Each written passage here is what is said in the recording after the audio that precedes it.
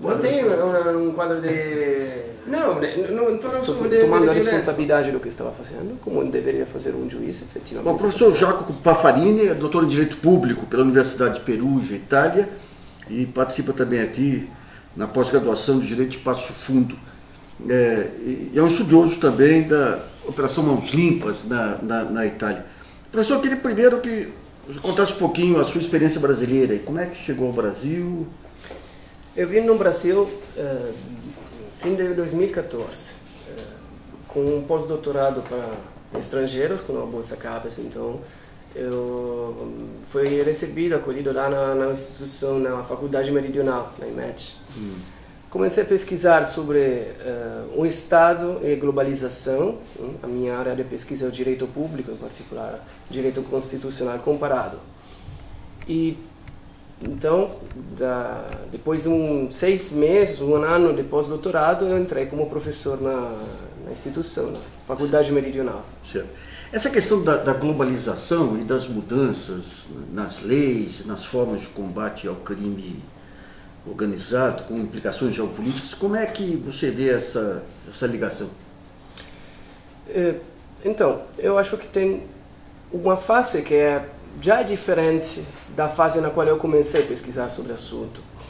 Porque a fase atual é uma novidade, é particularmente visível nos fenômenos políticos que aconteceram nos últimos anos, 2016, 2017, a Brexit, a eleição do Trump, a Europa numa situação de crise devido à falta de legitimidade das instituições europeias, o que nós chamamos de déficit democrático das instituições europeias.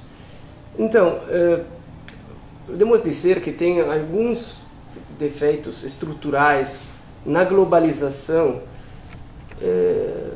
que determinaram a sua crise. Eu acho que agora nós estamos vivendo uma crise da globalização jurídica e também, claro, da globalização econômica.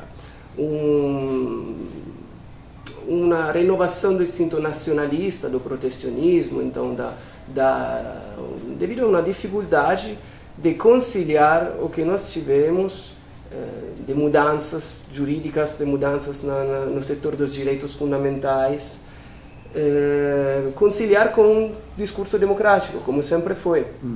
A União Europeia, por exemplo, para mim que eu comecei a minha pesquisa justamente sobre a integração europeia, quando estava ainda na graduação e depois no doutorado, a União Europeia sempre foi criticada por ter introduzido algumas mudanças, modificas importantes nos direitos fundamentais, para harmonizar os direitos fundamentais com o mercado europeu, sem passar por um processo legislativo, um processo democrático de legitimação dessas decisões. Ao contrário, nós podemos considerar, por exemplo, o que foi a questão do referêndum greco em comparação ao que foi o referêndum da Grã-Bretanha de agora. O referêndum greco refutando algumas receitas econômicas que estavam prejudicando os direitos dos gregos e que foi totalmente desconhecido pela União Europeia. A União Europeia negou a possibilidade aos gregos de se afastar de um processo de integração por causa da insolvência. Ao contrário, aos britânicos foi permitido. Então, 2 pesos, 2 medidas. Agora, a União Europeia ela consagrou alguns direitos, o direito de ir e vir, aí, o fluxo de trabalho, tudo que hoje passa a ser questionado também por essa posição nacionalista. Quer dizer, de um lado, a globalização ela impôs perdas imensas aí ao Estado Social, mas de outro lado ela assegurou alguns direitos. Como é que se convive com esses paradoxos? É um paradoxo mesmo. Porque é verdade, foi ampliado o direito de ir e vir, e isso para muitos italianos, por exemplo, foi um recurso fundamental, porque eles foram para o exterior para estudar, trabalhar em outras instituições, desenvolver carreiras que na Itália eram praticamente fechadas, em particular no ambiente acadêmico, em outros ambientes. Ao mesmo tempo, isso tem um efeito colateral, em particular nos países que recebem os imigrantes. Todos os países na Europa recebem os migrantes. Os países do norte da Europa recebem italianos, gregos, espanhóis, assim como a Itália, a Grécia, a Espanha são os mais expostos à migração do norte da África. Então, migração da África, do Medio Oriente, então. Esse direito, ele cria um efeito colateral que podemos chamar de dumping social. Então, concorrência entre mão e obra. Essa concorrência, quando ela não é tratada de forma apropriada pelos estados, pelas políticas públicas, se torna racismo, se torna divisão, se torna o contrário de tudo que foi construído no welfare state, a solidariedade social, o sentido de comunidade. Agora, por outro lado, esse livre fluxo aí acaba atraindo para aqueles países mais fortes os melhores cérebros também, né? Isso tem uma perda aí também nos países periféricos, digamos, né? É verdade. Eu tive como última possibilidade fazer um comento sobre a sentença do juiz do Hawaii, nos Estados Unidos, que suspendeu o veto do Trump na imigração. E ao lado dessa sentença nós temos um movimento bem grande que começou na Silicon Valley. Todos os patrões das empresas, das corporações da Silicon Valley fizeram uma própria campanha contra o veto do Trump, dizendo que os Estados Unidos são uma terra de imigrantes, formada pelos imigrantes, os Estados Unidos precisam os imigrantes, esses imigrantes eles remetem dinheiro para as próprias famílias nos países de origem, em México e tal. Agora, tem uma grande hipocrisia nesse discurso também. É o fato que, justamente com o dinheiro dos imigrantes voltando aos países de origem, se abriu um mercado de consumidores internos nesses países que consuma justamente Apple, Microsoft, Google, então os produtos das corporações norte-americanas. Então eu acho que temos uma divisão, nesse sentido também, bem grande entre o capital financeiro e o capital industrial, pequenas e médias empresas. Agora, aquele fenômeno que a gente chama de pauperização da classe média, que é europeia e norte-americana, ainda não é brasileiro, mas a gente espera que isso não aconteça aqui. Mas é verdade, o conflito social não é mais entre trabalhador e empregador, mas é entre uma classe financeira de oligarcas e uma classe... Para tentar, você vê diferenças aí no momento histórico da Mãos Limpas e da Lava Jato aqui. Agora, tem um ponto comum aí que a Itália estava se lançando para o mundo na época, as grandes multinacionais italianas, e foram abortadas aí. Isso. E hoje nós temos um fenômeno semelhante aqui no Brasil. Como que entra a cooperação internacional nessas questões nacionais aí? Agora, Mãos Limpas, ela é conhecida pelos efeitos políticos, mas é justo estudar os que foram os efeitos econômicos. Vamos dizer que a cooperação internacional naquela época se deu em todos os lados, porque de um lado a União Europeia cobrava os juízes para cooperar entre eles, então para criar um ambiente jurídico europeu. Começa o que nós conhecemos como diálogo entre as cortes, que interessam as cortes superiores da Europa, as altas cortes. E também um processo político de direito internacional. Então, era inevitável, abrindo o mercado europeu, então o mercado se torna não mais nacional, mas regional europeu, era inevitável, de uma certa forma, atuar essa integração também no nível judicial.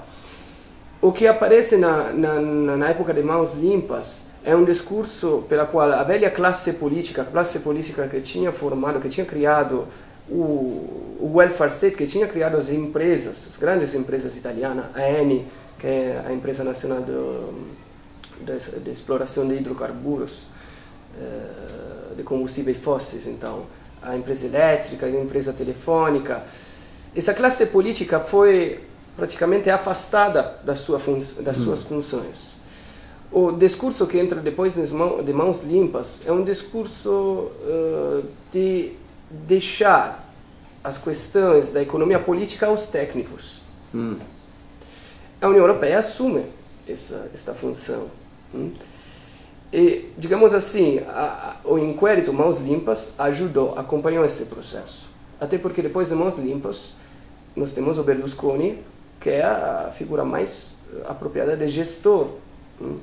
Berlusconi é um político, mas um político gestor, um político que acha que a ideologia era o principal atrapalho para a Itália, que o que era certo era trazer os empresários então, para a ação política. O juiz Sérgio Moro ele fez um artigo em 2004 aí em cima da Mãos Limpas lá, onde tinha um componente ideológico nítido. Ele dizia que a maneira de resolver a corrupção na Itália foi abrir e expor a competição estrangeira.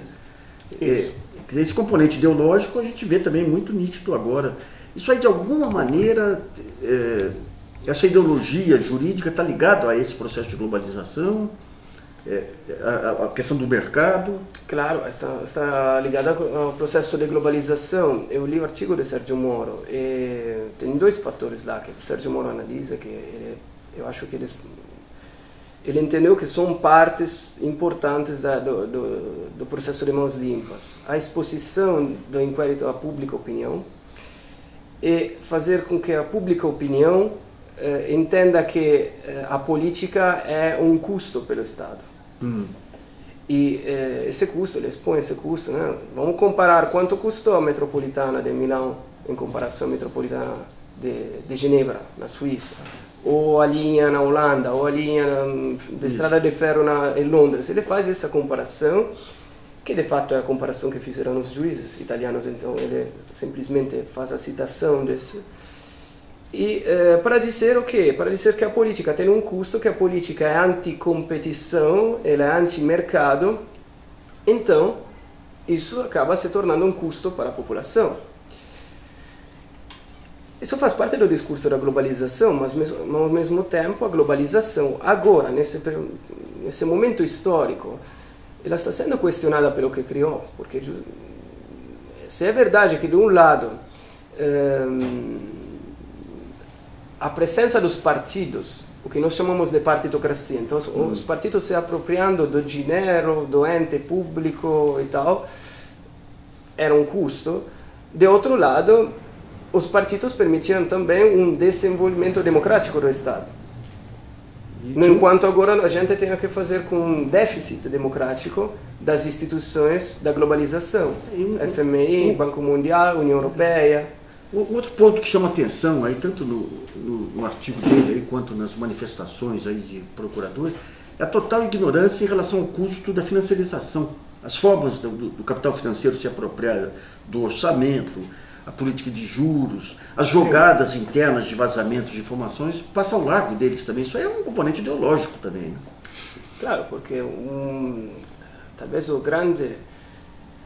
não é um defeito, né? Mas, enfim, um juiz não pode ser entendedor de tudo, né? Não é economista também. Ele faz uma sentença na base do que está escrito na lei. Agora, o que acontece é que a política não funciona normalmente em um país, eu acho. Não funciona de acordo com o princípio de legalidade. Sempre tem uma margem de ruptura.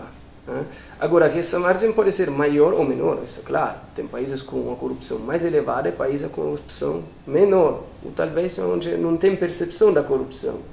Mas não ter percepção não significa que não tem de verdade. Significa que talvez os cidadãos se simplesmente acomodaram com a situação que tem e que então não tem essa preocupação. Agora, se esse tipo de entendimento, né, essa compreensão da realidade do Sérgio Moro seja intencional ou menos, isso eu não posso dizer, né? Ninguém pode dizer. Mas, de fato, tem uma situação de impasse na qual agora se encontra o Brasil e que é evidente, é devido à atuação do judiciário. Então, só para dizer um pouquinho, a gente tem a cooperação internacional, você tem a espionagem eletrônica, você tem o controle sobre os fluxos de capitais aí em paraísos fiscais. Esses fluxos você tem desde narcotráfico até corrupção política, e de repente os alvos que a gente vê no Brasil é um partido que representava a social-democracia, em Portugal a mesma coisa, na Alemanha a mesma coisa, na Espanha a mesma coisa. É coincidência ou tem uma estratégia geopolítica maior por trás dessas operações de cooperação internacional? Essa é uma domanda importante, né? Uma pergunta importante. Evidentemente, nós temos uma atuação amputada, de fato. O caso da JBS, do leilão, o acordo de leniência, é exemplificativo de tudo isso, né? A empresa praticamente não foi cobrada como deveria ser cobrado normalmente. Nesse caso também não teve uma atuação conforme ao que seria um princípio de aplicação da lei, razoável, uma razoável aplicação da lei. De fato, o juiz aqui não é controlado, nesse caso não é controlado. O que falta ao redor do mundo é uma responsabilização da magistratura pela atuação dele, que é um dos debates que agora está ocorrendo na Itália. Como criar uma magistratura responsável, ou seja, quando o magistrado atua com esvaziamentos de notícias, de interceptações, por exemplo, que colocam em xeque uma inteira classe política, uma parte da classe política, um procedimento de impeachment, como foi no caso da Dilma Rousseff, né? Quando teve o esvaziamento da conversa entre Lula e Dilma. Quando tem esse tipo de atuação, qual é a responsabilidade a qual vai encontrar o magistrado? De fato, não tem. Se de um lado tem muito mais políticos responsabilizados por corrupção do que magistrados.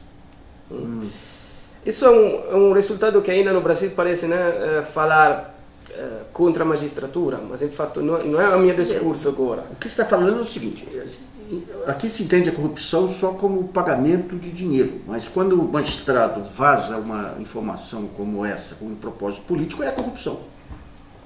De fato, tem uma atuação da função que não é conforme ao que constitucionalmente deveria fazer o magistrado.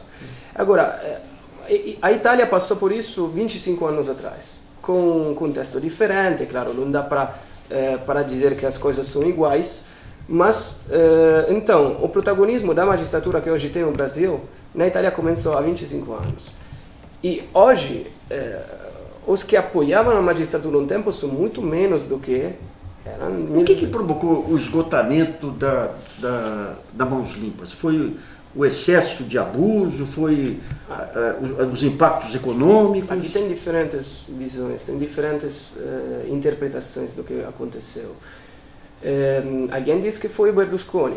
O Antonio Di Pietro se demitiu num processo contra o Berlusconi. No âmbito na audiência, ele chegou na audiência, ele se tirou a toga, dizendo que existiam algumas forças ocultas que bloqueavam o processo, ele não podia atuar.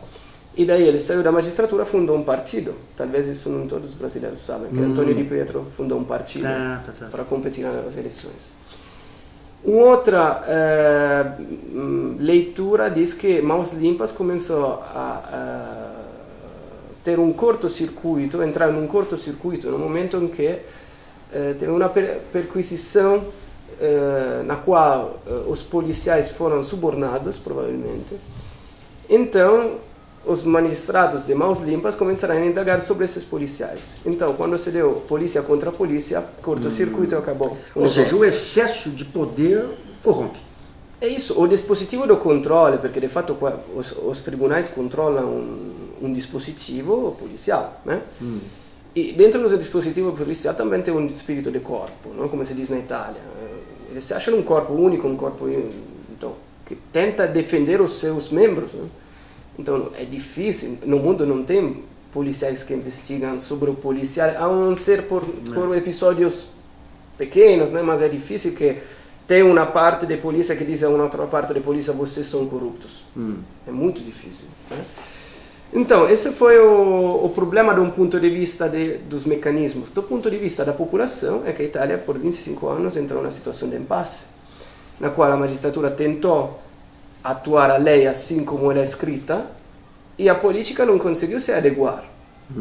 E daí a escolha não pode continuar essa situação. Então, teve pessoas que começaram a cansar dessa situação e outras que continuaram a apoiar. Claro que é um paradoxo, mas é assim, em síntese. Né? E agora tem partidos que são, nós chamamos de justicialistas, e que continuam apoiando a magistratura, que representam uma boa parte do povo italiano, e outros que eles acusam a magistratura de atuar como uma bomba relógio. Então, tipo, quando um premier tenta fazer uma reforma da justiça, os magistrados abrem um inquérito contra o pai dele, a mãe dele, é o caso do Renzi, atual premier agora.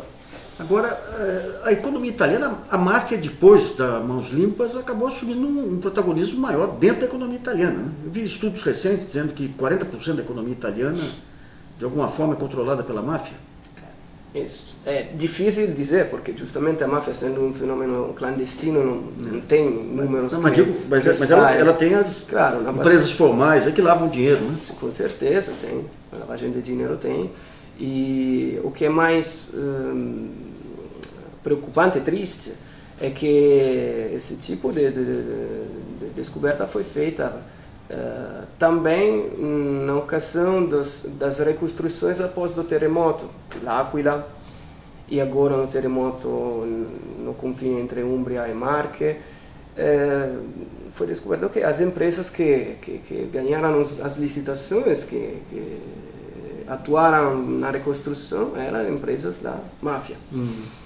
E então, em particular, a transformação que fez a máfia, hoje não temos uma máfia que mata na Itália, ou melhor, mata ainda, mas numa percentual menor. É uma máfia muito mais interna política, mesmo que tem diferentes clãs, tem uma diferenciação territorial, tem a máfia, Camorra, 'Ndrangheta, mas enfim, parece efetivamente que as organizações criminais conseguiram se institucionalizar.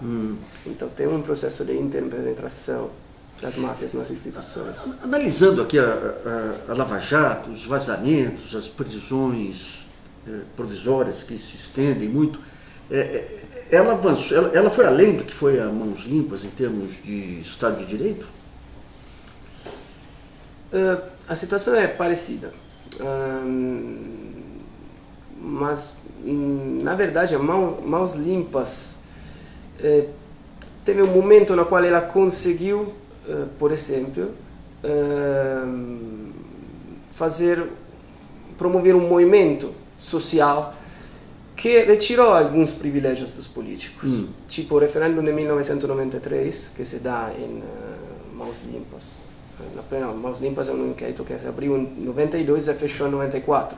Então, em 93 teve o referendo para a abrogação do financiamento público dos partidos políticos, no qual a grande maioria dos italianos votaram a favor da abolição, da abrogação da lei de financiamento público. Depois, o financiamento público continuou em outras formas, então acharam um remédio nisso. Mas também a questão das imunidades parlamentares, justamente, porque naquela época era ainda proibido abrir um inquérito contra um parlamentar. E os parlamentares foram, de fato, pelo grande movimento popular, obrigados a aprovar uma reforma para diminuir a imunidade. Então, um parlamentar hoje pode ser preso por flagrante delito ou por condenação definitiva. Ele pode ser preso, sofre uma privação da liberdade pessoal. No enquanto, na época que o Antonio Di Pietro atuava, era necessária a autorização da Casa Legislativa até para abrir o inquérito, o procedimento penal.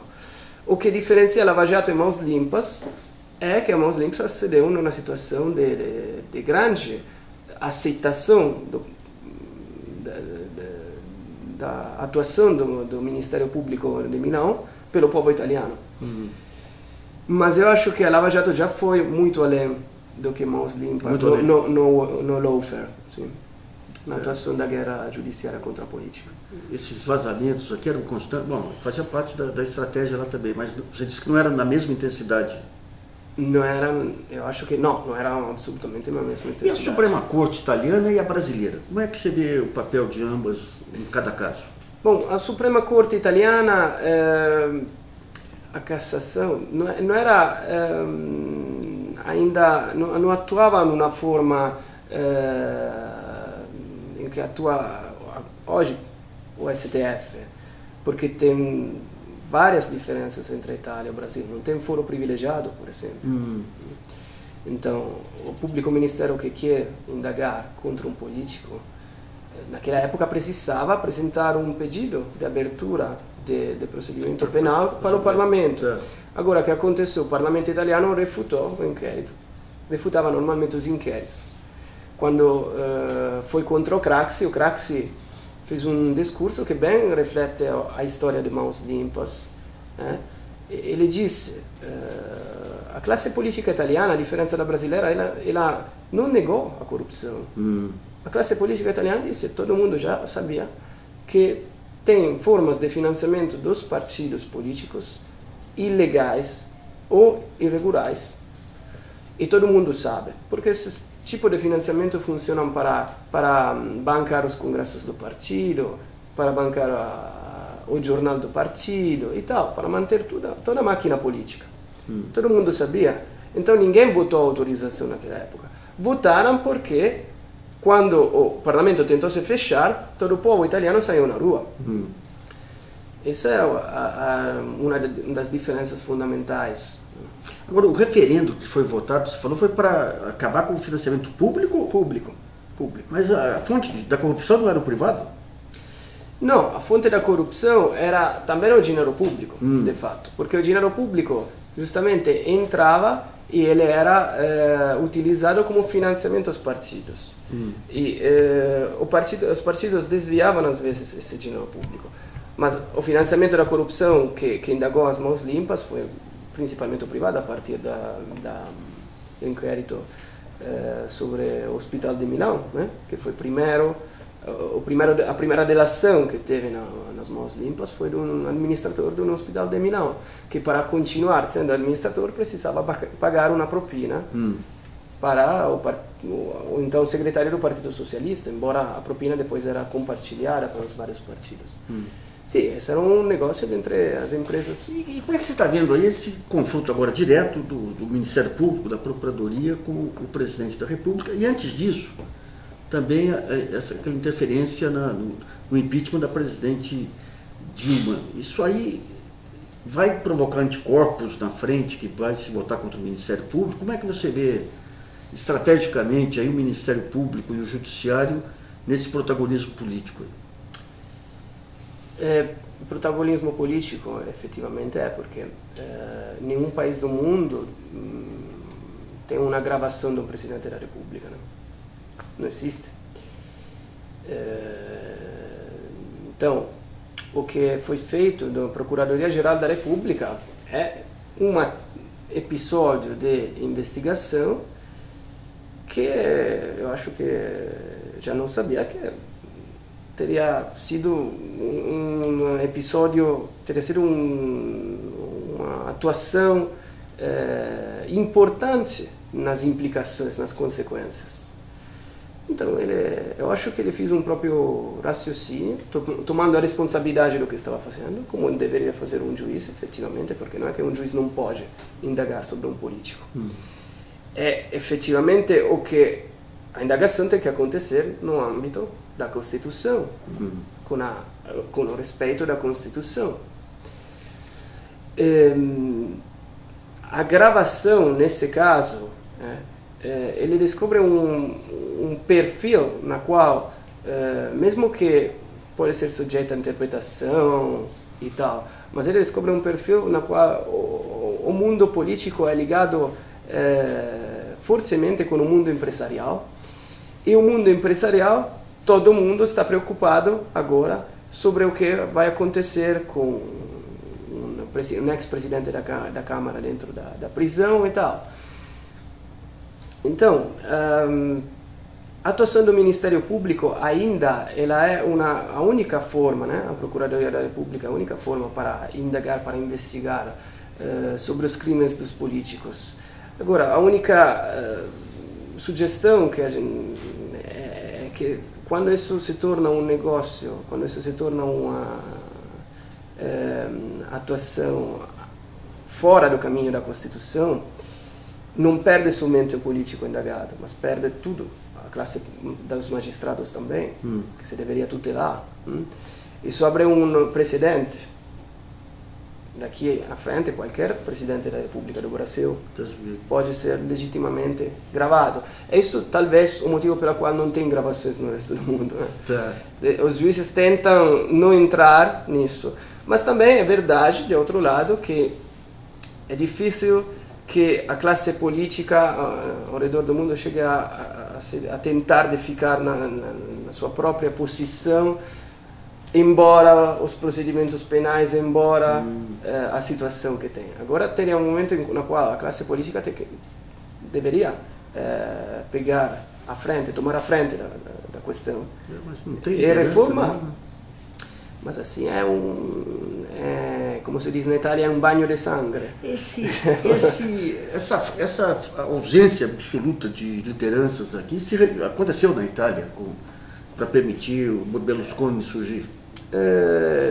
Na verdade, não aconteceu justamente por causa do Berlusconi, que é aquela figura que saiu do nada e que entrou na política com o dinheiro que precisava, com os apoios, com uma simpatia da União Europeia, porque a União Europeia não gostava, claro, de uma classe política protecionista, uma classe política ainda muito ligada a uma forma de economia de welfare, porque já a União Europeia já estava colocando limites ao balanço de pagamentos dos Estados.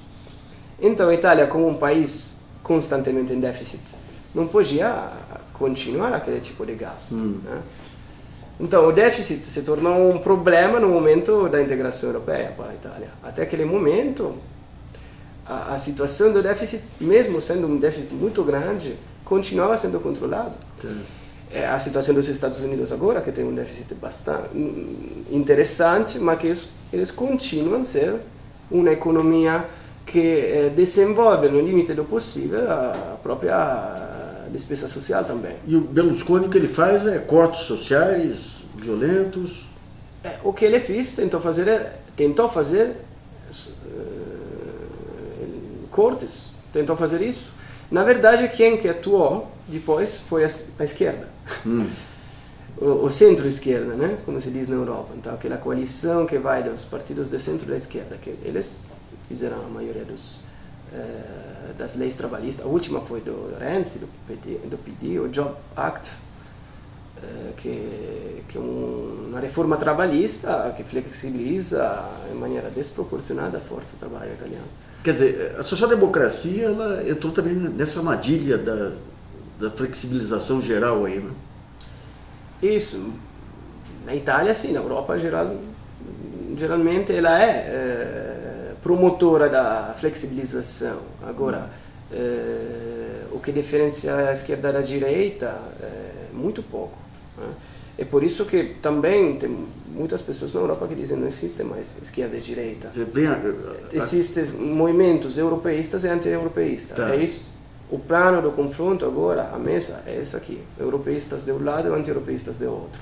É por isso que a maioria dos governos na Europa são coalições de velhos partidos de direita e velhos partidos de esquerda, contra os novos movimentos anti-europeus. Agora, o gozado é que os nacionalistas, aqueles defensores de projetos nacionais, também são os que encampam a xenofobia também, né?